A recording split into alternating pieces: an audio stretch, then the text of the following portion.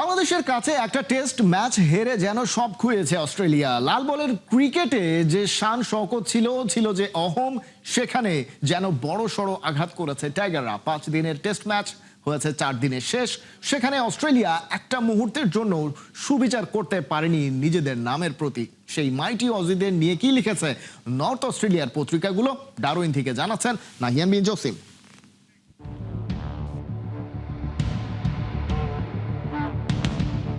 Darwin disaster, Aussies mauled. Bangers make own history. Aussies banged up. Earth shellacking in Australia's history. ডারউইনের স্নিগ্ধ সকালে আপনি যখন তাদের পত্রিকায় চোখ বুলাবেন, তখন এ ধরনের খবরগুলো যখন আসলে আপনার চোখে পড়বে, মারাত্মক রকম একটা ভালো লাগা কিন্তু আপনার কাজ করবে। এই যে দুর্দান্ত একটা সকাল, পেছনে যেই সুন্দর আসলে সমুদ্রটা, সুবিশাল সমুদ্রটা, সেই সমুদ্র দেখে মনে হচ্ছে বাংলাদেশ ইতিহাস গড়েছে ঠিক এই সমুদ্রটার মতোই বিশাল। বাংলাদেশ যখন আসলে অস্ট্রেলিয়াকে হারিয়ে দিয়েছে, তারপর নর্দার্ন টেরিটরি নিউজ, এখানকার যেটা স্থানীয় পত্রিকা, তারা ওভাবেই আসলে লিখেছে যে তাদের ক্রিকেট ইতিহাসের সবচাইতে শোচনীয় পরাজয়, কিংবা অস্ট্রেলিয়াকে তারা আসলে গুড়িয়ে দিয়েছে, টাইগাররা গুড়িয়ে দিয়েছে, এই খবরগুলো লিখেছে। এবং একটা সময় কিন্তু এই সিরিজটা শুরু হবার আগে তাদের ধারণাটা অন্যরকম ছিল। ব্যাপারটা অনেকটা এরকম, এই যে কামানটা দেখছেন, যে মশা মারতে কি আসলে কামান লাগবে, এরকম একটা বিষয় ছিল। এসে খেলে আসলে বাংলাদেশকে তারা হারিয়ে দিতে পারবে, কিন্তু উত্তরটা বাংলাদেশ 23 বছর পর যখন অস্ট্রেলিয়ার মাটিতে এসেছে অন্যরকম ভাবে দিয়েছে, ইতিহাস লিখেই দিতে পেরেছে। তাদের পত্রিকাগুলো আসলে যেভাবে বাংলাদেশের বীরত্ব গাঁথা তুলে ধরেছে একজন বাংলাদেশি হিসেবে, সেটা আপনাকে অনেক অনেক বেশি গর্বিত করবে। আমার পাশেই যে টিম হোটেলটা দেখতে পাচ্ছেন, সেই টিম হোটেলেই ক্রিকেটাররা আছেন। আজকের দিনটা একদমই তারা বিশ্রামে আছেন। তারাও নিশ্চয়ই আসলে এই যে বিশ্রামের ফাঁকে ফাঁকে অস্ট্রেলিয়ার যেই পত্রিকাগুলো বা এখানকার স্থানীয় যে পত্রিকাগুলো, সেই পত্রিকাগুলোতে হয়তো বা চোখ রেখেছেন। এবং চোখ রাখার পর এই যে শান্তর ছবিটা দেখছেন, কিংবা তানজিদ তামিমের ছবিটা দেখছেন, কিংবা বাংলাদেশি ফ্যানদের একদম তাদের প্রথম যেই পাতা, সেই পাতাতে কিন্তু জায়গা করে নিয়েছে। শেষের পাতাটায় সম্পূর্ণটা বাংলাদেশের এই বীরত্ব গাথা, ভেতরের পাতাতেও বাংলাদেশের বীরত্ব গাথা। এক কথায় অসাধারণভাবে কিন্তু বাংলাদেশের এই জয়টাকে তুলে ধরেছে অস্ট্রেলিয়ার স্থানীয় মিডিয়াগুলো বা তাদের নিউজ পেপারগুলো, টেলিভিশনগুলো তো আসলে বলছেই। বাংলাদেশ এই যে হিস্ট্রিটা গড়লো বা ইতিহাসটা গড়লো, এর আগে মাউন্ট মগানিতে ইতিহাস গড়েছে, কিংবা 99 ওয়ার্ল্ড কাপের কথা বলতে পারি, যে ইতিহাসটা আসলে এখনো বাংলাদেশের ক্রিকেটে সবাই মনে রেখেছেন। কিন্তু সব ইতিহাসকে, সব জয়কে পেছনে ফেলে আলটিমেটলি এই জয়টা, এই যে ডারউইনের মাটিতে জয়টা, এই জয়টা কিন্তু অনেক বেশি স্পেশাল সবার কাছে। ক্যাপ্টেনও বলে গেছেন যে বাংলাদেশের ক্রিকেট হিস্ট্রিতে যেই 3টা ফরম্যাট আছে, সেই 3টা ফরম্যাটের মধ্যে কিন্তু এই জয়টা সবচেয়ে বেশি দামি, সবচেয়ে বেশি আসলে তাদের কাছে প্রিয়, এবং এই জয়টাই হচ্ছে সবচেয়ে বড়। বাংলাদেশ এখন সিরিজ জয়ের স্বপ্ন দেখছে। নাহিয়ান বিন জসিম, 71, ডারউইন, অস্ট্রেলিয়া। বাংলাদেশের কাছে টেস্ট হারের পর সাধারণ মানুষ তো বটেই, এক হাত নিচ্ছে অস্ট্রেলিয়ার মিডিয়াও। যেন এমন খারাপ দিন কখনো আসেনি অজিদের জীবনে। ডারউইন টেস্ট নিয়ে এবার অস্ট্রেলিয়া টিমের হয়ে কথা বললেন ওসমান খাজা। প্রতিটা দল ম্যাচ জেতার জন্যই মাঠে নামে, তাহলে কেন প্যাট কামিন্সদের বলা হচ্ছে এটা অপমানজনক? ওসমান খাজা বলছেন, অস্ট্রেলিয়াকে অপমান করলে বিজয়ী বাংলাদেশকেও ঠিকঠাক সম্মান দেওয়া হয় না। রিপোর্টে বিস্তারিত। একটা ম্যাচ জয় কখনো কখনো ইতিহাস পাল্টে দেওয়ার জন্য যথেষ্ট। ডারউইন টেস্টকেও তেমনই বলা হচ্ছে বাংলাদেশের ক্রিকেট ইতিহাসের এক অনন্য মাইলস্টোন। কারো কারো কাছে এটা টাইগার ক্রিকেটের সেরা অর্জন। এই দিন নয়, আরো দিন আছে নাজমুল শান্তদের আরো অনেকটা পথ হাঁটা বাকি। কিন্তু অস্ট্রেলিয়ার মাটিতে স্বাগতিকদের বিপক্ষে প্রথমবার লাল বলের ম্যাচ জয়, এটা সত্যি একটা দেশের চেহারা বদলে দিতে পারে। এমনকি বাংলাদেশের এই জয়কে সেলিব্রেট করতে পারে অজিরাও। কিন্তু সাধারণ মানুষ তো বটেই, অস্ট্রেলিয়ার অনেক মিডিয়াও বলছে তাদের অহমের দরজায় কুড়াল মেরেছে মেহেদী মিরাজ, হাসান মাহমুদরা। কিন্তু তাতে অজিদের জাত যাওয়ার কিছু নেই। বাংলাদেশ ইজ অ্যানাদার অপোনেন্ট, যারা কেবল অস্ট্রেলিয়ার বিপক্ষে খুব ভালো খেলেছে, বলছেন ওসমান খাজা। ঠিক আছে, বাংলাদেশ অস্ট্রেলিয়াকে হারিয়েছে, কিছু হেডলাইন্স আর মানুষের কথা আমাকে বিরক্ত করেছে। অস্ট্রেলিয়ার হেরে যাওয়াটা লজ্জাজনক বা অপমানজনক বলছে তারা। মানে কি? এটা টেস্ট ক্রিকেট, আপনাদের বুঝতে হবে দুই দলেরই জেতার অধিকার আছে। হ্যাঁ, আমি জানি আমরা বিশ্বের 1 নম্বর দল, কিন্তু লজ্জাজনক বা অপমানজনকের মতো শব্দ ব্যবহার করা বাংলাদেশের জন্য অসম্মানজনক। অস্ট্রেলিয়ার ইতিহাসে প্রথম মুসলিম টেস্ট ক্রিকেটার উসমান খাজা 2011-তে ডেবিউ হয়েছিল লাল বলের ক্রিকেটে, আর এবছরের অ্যাশেজ দিয়েই আন্তর্জাতিক ক্রিকেটকে বিদায় বলেন ক্যারিয়ার জুড়ে 43 গড়ে রান তোলা এই ব্যাটার। সেই খাজা এবার সবাইকে শেখালেন বিজয়ীদের সুনাম কিভাবে করতে হয়। শুরু থেকে শেষ পর্যন্ত তারা অস্ট্রেলিয়াকে পুরোপুরি ছাড়িয়ে গেছে, তাই আপনার কেবল উচিত তাদের পিঠ চাপড়ে দেওয়া এবং বলা সাবাস। চলো নেক্সট ম্যাচের জন্য এগোই। আমরা সত্যি বুঝতে পারছি না কেন মানুষ তাদের অসম্মান করছে। আমি শুধু বলতে চাই সাবাস। সেদিন বাংলাদেশই ভালো দল ছিল। আমি এখনো মনে করি অস্ট্রেলিয়া যেদিন নিজেদের সেরাটা খেলে ওভারঅল সেদিনই তারা ভালো দল। আশা করি আমরা পরের টেস্ট ম্যাচে দেখতে পাবো, কিন্তু কে জানে। এরপর উসমান খাজা নিজের দলের সমালোচনাও করেছেন, বলেছেন তাদের কাছে কেমন প্রত্যাশা করে সবাই। দুনিয়ার সেরা ক্রিকেট টিম নিয়ে এমন একটা দলের বিপক্ষে হার যারা অস্ট্রেলিয়াতে গেছেই 23 বছর পর, তার আগে পরে কখনো ওখানে টেস্ট ক্রিকেট খেলাই হয়নি ওদের। সমালোচনা সহ্য করতে তো হবেই। আমি গ্রিডির ভক্ত। সে সেঞ্চুরি করায় আমি সত্যিই খুশি। ফার্স্ট ক্লাসে তার অ্যাভারেজ 46। গত 4-5 বছরে আমরা বেশ কিছু কঠিন উইকেটও খেলেছি। সব বাধা পেরিয়ে অন্য যে কারো চেয়ে অনেক ভালো পারফর্ম করেছে।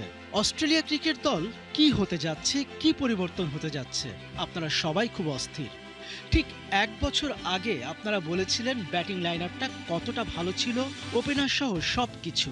এখন হাসছি, কারণ এছাড়া আমার আর কিছুই বলার নেই। ক্রিকেট দুনিয়ায় অস্ট্রেলিয়ার নামের পাশে মাইটি তকমাটা এমনি এমনি দেয়া হয়নি। বাংলাদেশের কাছে অসহায় আত্মসমর্পণ করেও তাদের এত বছরের অর্জনও সব ধুলোয় মেলায়নি। তবে দুশ্চিন্তা তো বেড়েছে। তাদের প্রতিপক্ষ বাংলাদেশ আর দুর্বল নেই। তারা নিয়মিত ওদের উঠানে গিয়ে টেস্ট খেলার দাবি জানাচ্ছে, কথায় নয় কাজে।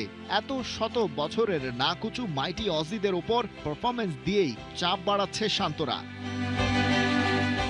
খালিদ জামিল, একাত্তর। বাংলাদেশ দলের পরের টেস্ট ভেন্যু ম্যাকাইতে গ্যাবার মতো উইকেট বানাচ্ছে অস্ট্রেলিয়া। গ্যাবা থেকেই কিউরেটরও উড়িয়ে আনা হয়েছে, কারণ একটাই, লাস্ট টেস্ট হয় না অস্ট্রেলিয়া। ম্যাচ গেছে, কিছুতেই কোনো পাত্তা নাই। ডারউইনে চিল করেই কেটেছে টাইগারদের দিন, অথচ এই দিনে তাদের মাঠে থাকার কথা ছিল প্রথম টেস্টের শেষ দিনের খেলায়। ডারউইন থেকে আরো জানাচ্ছেন নাহিয়ান বিন জসিম।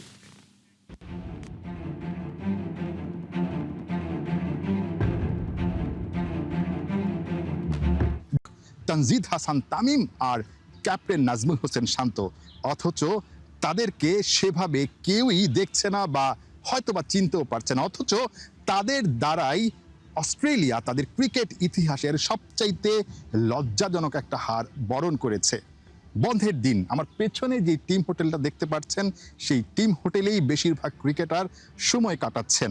ফাঁকে ফাঁকে অনেকে ঘুরতে বেরিয়েছেন, খেতে বেরিয়েছেন, অনেকে সেলুনে গিয়েছেন, যে যার কাজগুলো আসলে করছেন। অথচ আজকের দিনটাই সবাই মাঠে থাকার কথা ছিল। অস্ট্রেলিয়ার বিপক্ষে পঞ্চম দিনের খেলা চলার কথা ছিল ডারউইনের মারারা ক্রিকেট স্টেডিয়ামে, সেটা হয়নি। বাংলাদেশ এত ভালো খেলেছে, এত দুর্দান্ত খেলেছে যে 3.5 দিনে আসলে খেলাটা শেষ হয়ে গেছে। ঠিক রাস্তায় যখন নাজমুল হোসেন শান্ত এবং তানজিদ হাসান তামিম হাঁটছিলেন, একটা সময় তাদের সঙ্গে দেখা হলো, কথা হলো, ছবি তোলা হলো, এবং এই যে ঐতিহাসিক জয় সেটা নিয়ে আড্ডা দেওয়া হচ্ছিল। একটা প্রশ্ন করেছিলাম ক্যাপ্টেন নাজমুল হোসেন শান্তকে, ডারউইনের পার্টটা তো শেষ, এখন তো আসলে ম্যাকাইতে চলে যাচ্ছেন আপনারা, সেখানটায় শুনছি অস্ট্রেলিয়া গ্যাবার মতো উইকেট বানাচ্ছে, গ্যাবার কিউরেটর সেখানে কাজ করছে।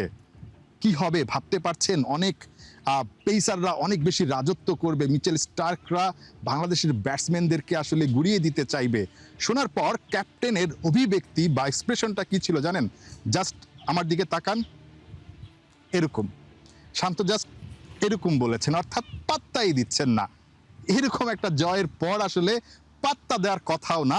সেই দলটা অস্ট্রেলিয়া হোক বা যেই দলই হোক, র্যাঙ্কিংয়ের বা আইসিসি টেস্ট চ্যাম্পিয়নশিপের 1 নম্বর দলকে যখন বাংলাদেশের মতো একটা দল হারিয়ে দেয়। তাসকিন আহমেদের সঙ্গেও দেখা হয়েছিল। তাসকিন আহমেদও আসলে ঘুরে বেড়াচ্ছিলেন, নিজের কাজগুলো আসলে শেষ করার চেষ্টা করছিলেন। খাচ্ছিলেন বা সেলুনে গিয়েছেন, টুকটাক শপিং করে আমাদেরকে একসঙ্গে টুকটাক আমরা খাওয়া দাওয়া করলাম, আড্ডা দিলাম।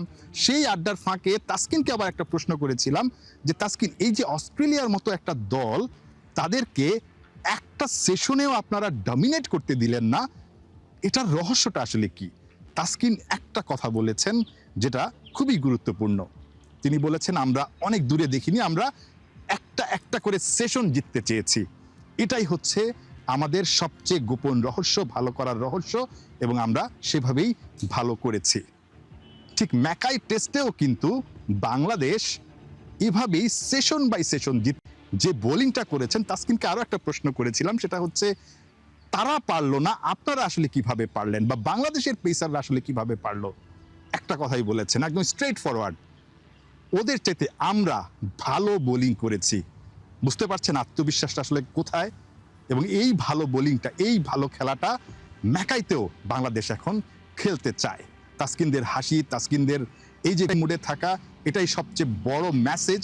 বাংলাদেশ আরো বড় কিছু করে দেখাতে চাইছে। এখানকার যারা ব্যবসায়ী আছেন বা রেস্টুরেন্টগুলোতে যখন আসলে শান্তরা যাচ্ছেন, তাসকিনরা যাচ্ছেন, তারাও তাদেরকে নিয়ে আলোচনা করছেন, কথা বলছেন, ছবি তুলছেন। আমার পেছনে হয়ে যাবেন ম্যাকাইতে, সেখানে গিয়েই আসলে নতুন একটা যুদ্ধ, নতুন একটা স্বপ্ন, নতুন একটা ইতিহাস লিখার মিশন বাংলাদেশের জন্য। সেখানেও শুভকামনা থাকবে আমাদের, এবং আমরাও যাচ্ছি ক্রিকেটারদের সঙ্গে আরও একটা ইতিহাস লিখার গল্প জানাতে আপনাদেরকে। নাহিয়ান বিন জসিম, ৭১, ডারউইন, অস্ট্রেলিয়া। শতভাগ রেডি মিরপুরের টাইগার্স ডেন, সাবেক ক্রিকেটার আর ভিআইপি বক্স কিংবা অন্য কোথাও দাঁড়িয়ে খেলা দেখতে হবে না। ক্যাপ্টেন বিশাল হসপিটালিটি বক্স। আবু নাইমের রিপোর্ট। বোর্ড সভাপতি তামিম ইকবাল হিসেবে আগ বাড়িয়ে ফিতা কাটছেন না। যাদের জন্য বানানো ডেন তারাই কাজটা করলেন। আর সাথে রাখা হলো ক্যাপ্টেন নিগার সুলতানা জ্যোতিকে। দেশের ক্রিকেট যাদের হাত ধরে এগিয়ে গেছে কিংবা যাচ্ছে, তাদেরকে সামনে রাখলেন তামিম ইকবাল খান। টাইগার্স ডেনের বেলকনিতে দাঁড়িয়ে তামিম ইকবাল পুরো মাঠের ভিউ পয়েন্ট দেখিয়েছেন। অর্থাৎ কেউ চাইলে কফি হাতে বারান্দায় এসে টাইগারদের ম্যাচ দেখতে পারবেন। বিশেষ করে টেস্ট ম্যাচে তো দর্শকদের জন্য থাকে অখণ্ড অবসর, সেটা কাটাতে টাইগার্স ডেনের এই বেলকনি হতে পারে দ্য বেস্ট চয়েস। আর ভেতরের চিত্র তো এর আগেই দেখেছেন, প্রতিটা কর্নার সাজানো 5 স্টার মানের ফ্যাসিলিটিতে। ধরুন মিরপুরে অস্ট্রেলিয়ার বিপক্ষে খেলছে বাংলাদেশ, সেই খেলা দেখতে হাজির হয়েছেন রকিবুল বাদশাদের মতো সাবেকরা। কিন্তু খেলা দেখার জন্য তাদের জায়গাটা আসলে কোথায়? একটা সময় ছিল যখন ভিআইপি বক্সে বসে খেলা দেখত ক্রিকেটাররা। নিঃসন্দেহে তারাই ভেরি ভেরি স্পেশাল, কিন্তু ক্রিকেটার হিসেবে তাদের জন্য নির্ধারিত একটা জোন থাকা তো জরুরি, আর সেটা দেশের ক্রিকেটে এত বছরেও সম্ভব হয়নি। কিন্তু তামিম ইকবাল বোর্ডের দায়িত্ব নেওয়ার পর থেকেই যেন ক্রিকেট বোর্ডের নয়, হয়ে উঠেছেন ক্রিকেটারদের সভাপতি। এই টাইগার্স ডেন নির্মাণ তার তেমন উদ্যোগেরই একটি। সাবেক ক্রিকেটারদের জন্য শুধু টাইগার্স ডেনটাই সারপ্রাইজিং ছিল না, অধিনায়কদের জন্য ক্যাপ্টেন্স কার্ডের ব্যাপারটাও এসেছিল তামিম ইকবালের হাত ধরে। টিকিট পাওয়া কিংবা স্পেশাল হসপিটালিটির জন্য সাবেক ক্রিকেটারদের কল করতে হতো, তারপর না হয় আসা যেত ম্যাচ ভেন্যুতে। কিন্তু অ্যাডহক কমিটির দায়িত্ব পাওয়ার পর তামিম ইকবাল সাজিয়েছিলেন ছক, ঠিক কিভাবে মাঠের ক্রিকেটের উন্নয়নের পাশাপাশি মাঠের বাইরে যারা থাকেন তাদেরকেও বেনিফিটেড করা যায়। টাইগার্স ডেন শুধু ক্রিকেটারদের আড্ডা দেওয়ার জন্য না, এখানে আসলে যেন স্মৃতি আরও তাজা হয়ে যায় সেটার চেষ্টাও করেছে বিসিবি। তার জন্য রাখা হয়েছে দেশের ক্রিকেটের স্মরণীয় সব মুহূর্তগুলো। তাই মাসখানেক আগে তামিম জানিয়েছিলেন কিভাবে টাইগার্স ডেনকে সাজানোর পরিকল্পনা করছেন তিনি। বড় বড় স্মৃতি যেগুলো 97 বলতে পারেন, বা আমাদের যখন ওমেন্স এশিয়া কাপ জিতেছেন ওনারা বলতে পারেন, তো কিছু নতুন নতুন ফার্স্ট টেস্ট উইন বলতে পারেন। সো যে কিছু কিছু স্মৃতির আমরা এখানে একটা পিস রাখতে চাই, একটা হিস্ট্রি রাখতে চাই। সো ওই জিনিসগুলো যখন রেডি হয়ে যাবে, আমি আশা করি এটা সুন্দর করে ক্রিকেটারদের সাথে এই জিনিসটাকে ওপেন করা হবে। খড়ের মাঠে হওয়া কোনো টুর্নামেন্টে বাংলাদেশ শিরোপা জিতবে, আর এই বেলকনি থেকেই হয়তো মাশরাফি, রিয়াদ, তামিমরা উল্লাস করবেন। সেই উপলক্ষ তো আসতেই পারে। একের পর এক জয় যেভাবে ধরা দিচ্ছে, তাতে এই বাংলাদেশ লিখতে পারে ইতিহাস। আবু নাইম, ৭১। প্রস্তাব পেলে বাংলাদেশের ফুটবল এগিয়ে নিতে আরও মেধা ঢেলে দিতে চান আর্জেন্টিনার ইতিহাসের অন্যতম সেরা ফুটবলার ক্লদিও ক্যানিজিয়া। সেটা হতে পারে জাতীয় দল বা ডেভেলপমেন্ট লেভেলে। তবে নিজে থেকে আগ বাড়িয়ে অফার করবেন না। প্রস্তাবটা বাফুফের পক্ষ থেকে হলে তবেই গ্রহণ করবে। দিয়েগো মারাদোনার সবচেয়ে কাছের বন্ধুদের একজন ক্যানিজিয়া বিশ্বাস করেন 2030 বিশ্বকাপ যদি 64 দল নিয়ে হয় তাহলে বাংলাদেশের পক্ষেও কোয়ালিফাই করা অসম্ভব নয়, তবে এর জন্য দরকার প্রপার প্ল্যানিং। বিস্তারিত শেখ আশিকের রিপোর্টে। So why not thinking about Bangladesh going to the World Cup? 2030 বিশ্বকাপে সত্যি কি বাংলাদেশের পক্ষে খেলা সম্ভব? এই প্রশ্নের উত্তরে আপনি বা আমি যদি বলি হ্যাঁ সম্ভব, তবে যে কারো কাছেই হাসির পাত্র হতে হবেই। কিন্তু 1990 বিশ্বকাপ থেকে যার গোলে বাদ পড়েছিল ব্রাজিল, ইতালির বিপক্ষেও গোল করে ফাইনালে তুলেছিলেন আর্জেন্টিনাকে, সেই ক্লদিও ক্যানিজিয়াই বলছেন টুর্নামেন্ট যদি 64 দল নিয়ে হয় আর বাংলাদেশ যদি এখন থেকে সঠিক পরিকল্পনা করে আগায়, তবে হামজাদেরও দেখা যাবে আগামী বিশ্বকাপের ময়দানে। Team. So there are some teams that never went to the World Cup and then they can be the next ones. So why not thinking about Bangladesh going to the World Cup? কেন বাংলাদেশ পরবর্তী বিশ্বকাপ খেলবে না? অবশ্যই তারা খেলতে পারবে, তবে এর জন্য টেকনিক, ডেভেলপমেন্ট ও মেন্টালিটির উন্নতি নিয়ে কাজ করতে হবে। ভালো দলগুলোকে চ্যালেঞ্জ জানাতে হলে আপনার প্লেয়ারদেরও ভালো স্কিল থাকতে হবে। পথটা লম্বা, কিন্তু এটা সম্ভব। Mentally. So you have to have the many skills. It's a long way, but I wish it can happen. বাংলাদেশের শর্ট ট্যুরে এসে দারুণ এনজয় করেছেন আর্জেন্টিনার ইতিহাসের অন্যতম স্পিডি ফুটবলার। শিশুদের সাথে অনেক মজা করেছেন দিয়েগো মারাদোনার সবচেয়ে কাছের বন্ধুদের একজন ক্যানিজিয়া। হামজা চৌধুরীকেও চেনেন। ছিল যদি বাংলাদেশের ফুটবল নিয়ে কাজ করার প্রস্তাব পান, তিনি কি তা গ্রহণ করবেন? ক্যানিজিয়ার সাফ উত্তর, প্রস্তাব পেলে তা অবশ্যই গ্রহণ করব, কিন্তু এটা ভেবে বসে থেকো না যে সে প্রস্তাবটা আমার পক্ষ থেকে যাবে, সেটা তোমাদেরকেই দিতে হবে। Of course, I will think about it. Of course, it's beautiful to work with a team that wants to grow up and to.